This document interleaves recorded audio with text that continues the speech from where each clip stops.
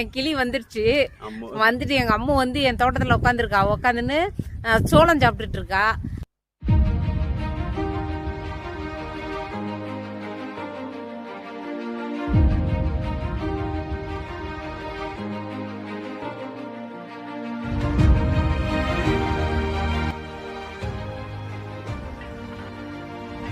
சூப்பரா இருக்கு பாருங்க. எங்க வீட்டு பின்னாடி பாருங்க எவ்வளவு அழகா இருக்குன்னு சொல்லிட்டு. எங்க வீட்டு பின்னாடி ஃபுல்லா இயற்கையா தான் இருக்கும். ரொம்ப நல்லா இருக்கும், பாக்குறதுக்கு ரொம்ப நல்லா இருக்கும்.